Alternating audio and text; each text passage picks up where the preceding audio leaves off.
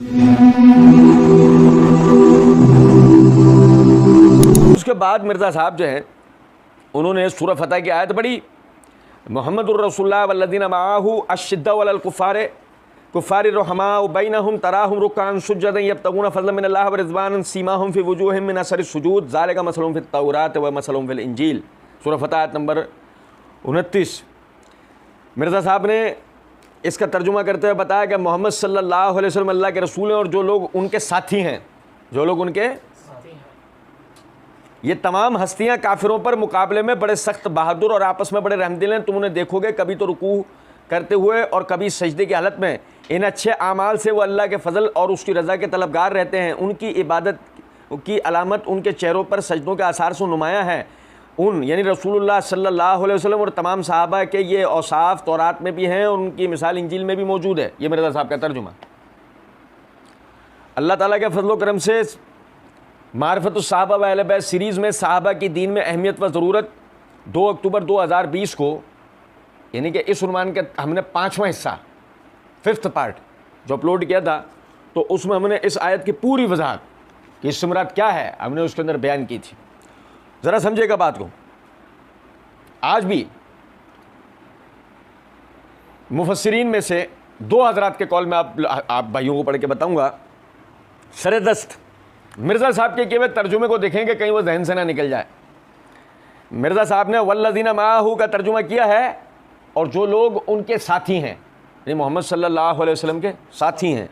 Bracket में लिखा है ये तमाम हस्तियाँ, ये तमाम हस्तियाँ आपके साथी, आपके साथी, आपके साथी, तमाम हस्तियाँ काफिरों पर सख्त और आपस में बड़े रहमदिल हैं।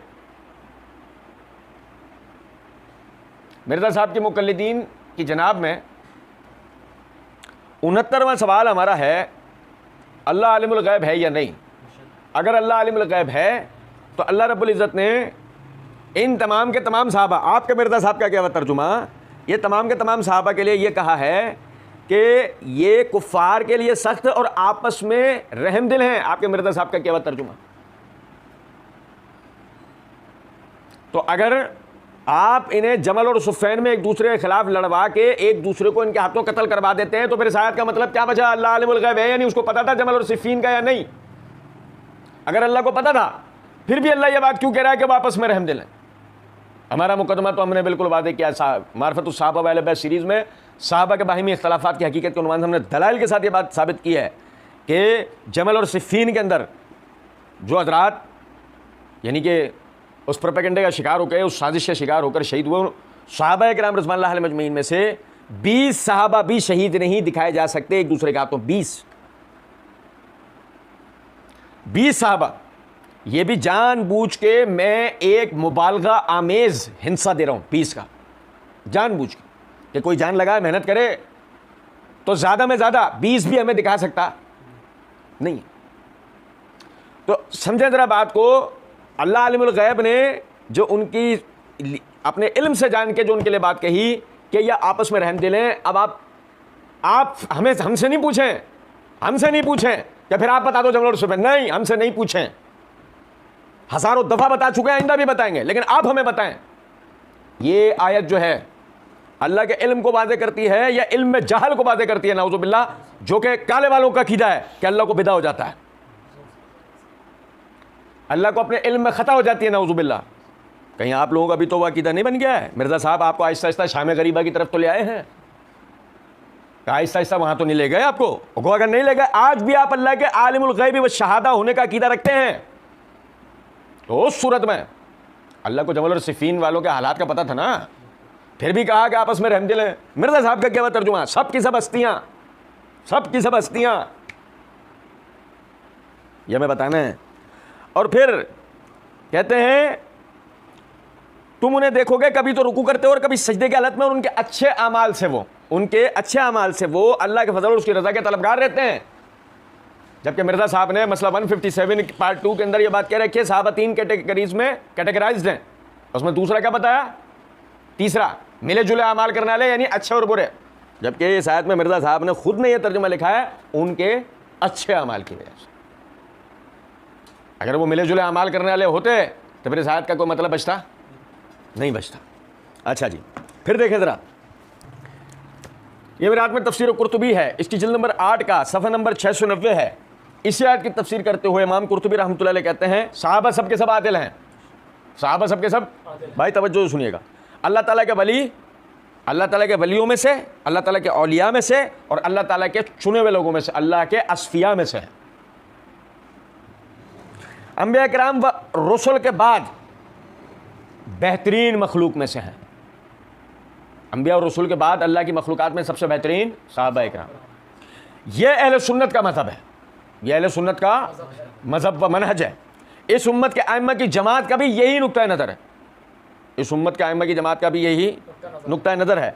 एक छोटे से गिरोह की राय ये है, एक छोटे से गिरोह की राय ये है जिसकी कोई हैसियत नहीं, जिस गिरोह की कोई हैसियत नहीं, जिस गिरोह की कोई हैसियत नहीं, जिस गिरोह की कोई हैसियत नहीं, कि सहाबा के हाल दूसरों के हालों की तरह है, इस वजह से उनकी अदालत के बारे में बहस ज़रूरी है।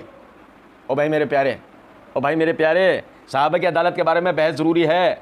माविया के अमाल की बहस होगी, मुगरा के अमाल की बहस होगी, अमर बिन आस के अमाल की बहस होगी, उस्मान के अमाल की बहस होगी, और भाई समझो नहीं समझे, आयशा और हफ्सा के अमाल की बहस होगी, अब्दुल्ला बिन जुबैर के अमाल की बहस होगी, अम्मार बिन यासिर के अमाल की बहस होगी, और भाई नहीं समझे और कर भी रहे हैं।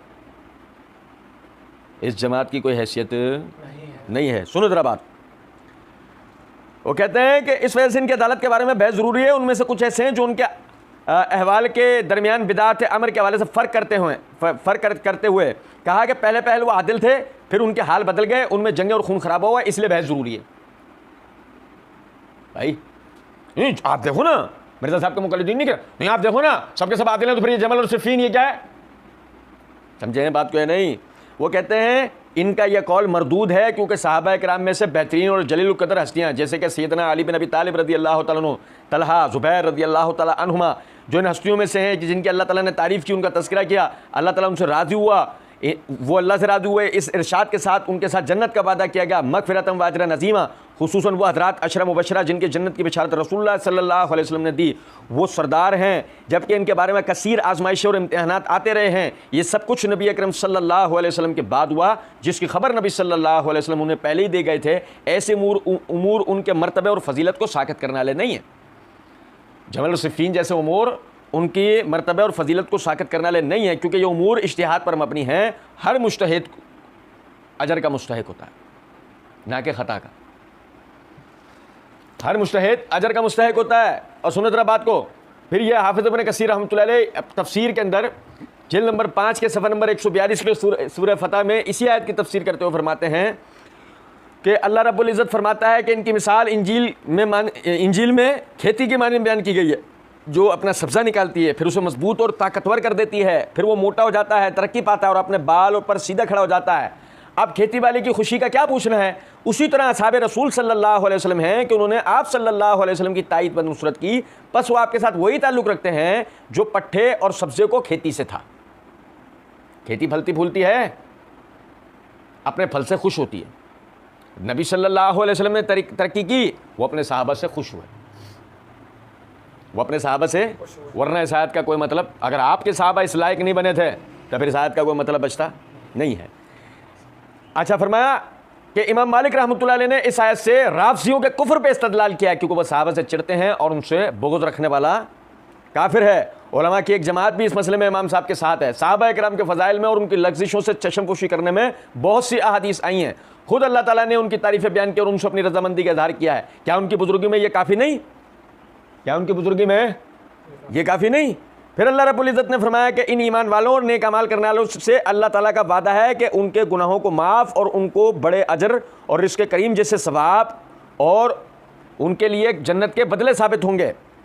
याद रहे कि मिन हुम में जो मिन है वो यहाँ बयान जिन्स के लिए है, वो यहाँ बयान यानी कि कुल साहबा मुराद, कुल साहबा। मिन हुम में मिन से मुराद उन वो इसमें जिन्स है, यानी जिसकी तरफ इशारा है वो कुल के कुल मुराद हैं, वो कुल के कुल मुराद हैं। अल्लाह ताला का ये सच्चा और अटल वादा है जो ना बदले ना उसके खिलाफ हो। इनके कदम ब कदम चलने वाले, उनकी रविश पर कारबंद होने वालों से भी अल्लाह ताला का ये वादा साबित है। समझे हैं बात को या नहीं? लेकिन फजीलत और सबकत और कमाल और बुजुर्गी जो उन्हें है उम्मत में से किसी को भी नहीं मिल सकती। अल्लाह उनसे खुश, ये अल्लाह ताला से राज़ी, वो जन्नती हो चुके और उन्होंने अपने बदले पा लिए। सही मुस्लिम में नबी सल्लल्लाहु अलैहि वसल्लम की हदीस है, आपने फरमाया मेरे साहबा को बुरा ना कहो, उनकी बेअदबी और गुस्ताखी ना करो। अल्लाह की कसम जिसके हाथ में मेरी जान है कि अगर तुम में से कोई ओहद पहाड़ के बराबर सोना खर्च करे तो उनके 3 पाव अनाज बल्कि 1.5 पाव अनाज के अजर को भी नहीं पा सकता।